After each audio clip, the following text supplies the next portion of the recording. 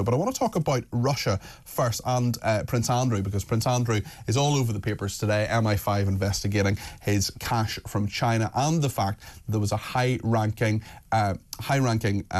spy, or alleged spy anyway, H6 is all that he's known at the moment, who got very, very close to Prince Andrew. Well, Tobias Elwood is with me now, who's a former Conservative MP.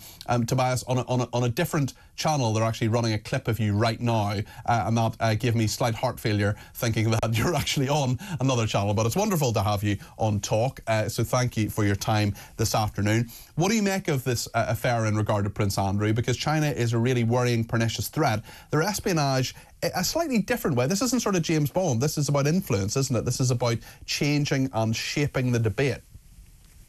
Yes, I'm glad you introduced it in that way, because it, on the face of it, is a royal story, but actually it's about our security. It's about what China, what Russia, what other countries are doing to infiltrate Britain and to exert influence. And China is very, very good at it. This is what we call grey zone warfare. It's all part of a bigger geopolitical game, if you like, of power against the West, including against Britain, seeking these opportunities, our vulnerabilities in our society of waiting to get into privileged access, such as with Prince Andrew.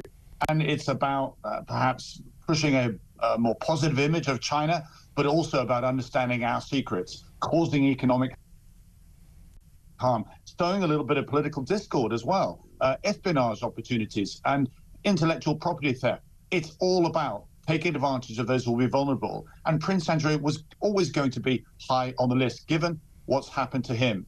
And there perhaps is a question there for the royal household to say that maybe he does require to have better people around him to offer that advice, to make sure he doesn't get caught up in these traps such as this.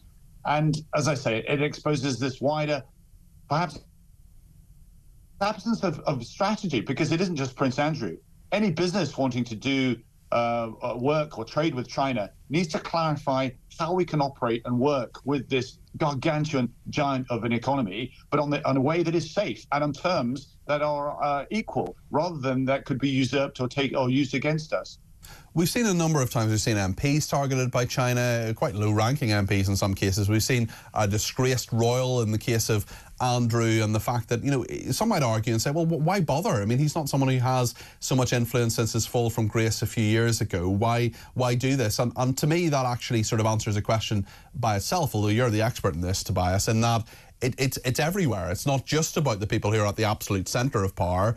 Obviously, the king's brother is going to be a target, but actually there's so much of this from the Chinese, isn't there?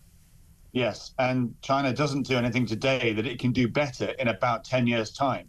And when you have that time frame, you can imagine that if you get involved and understand what researchers are, for example, doing in the House of Commons, where may they all be in 10 years' time? They could be the next generation of members of parliament, or the big leaders in our industries and so forth. So this is why it's a long-term effort of them harvesting data, of making the connections, of advancing up the power chains in order to exert greater influence in the longer term. This is the big, as I say, power game, this grey zone warfare that Russia and China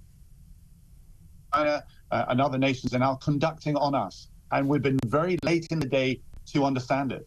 Let me ask you a little bit about Russia and Syria. We're hearing that Russia is now in direct contact with rebel groups, with Hayat Tahrir al-Sham, and apparently those discussions in regard to military bases are proceeding in constructive fashion. The US is apparently working on bringing a citizen detained in Syria home as well.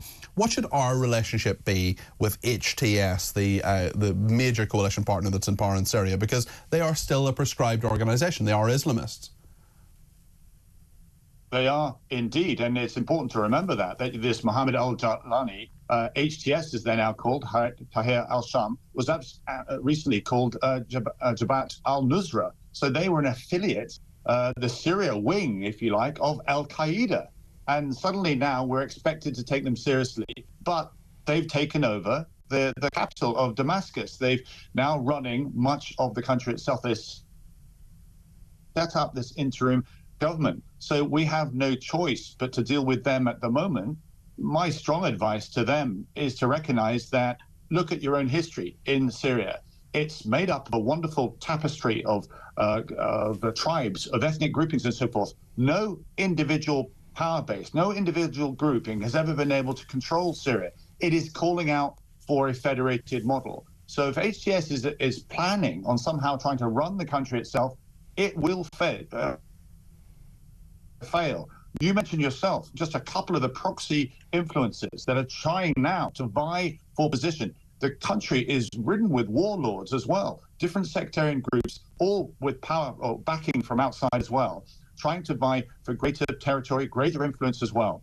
And unless we recognize that no one is going to be any single winner, that a federated model is the way forward, I'm afraid we could enter another phase of a terrible civil war, having just got rid of this dictator, the House of Assad, which has been in power since, for the last 50 years.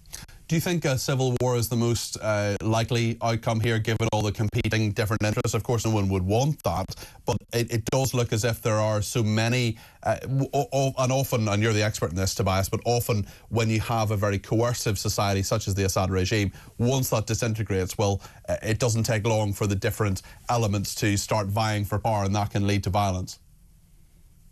It is, and that's where leadership, international leadership, must come in.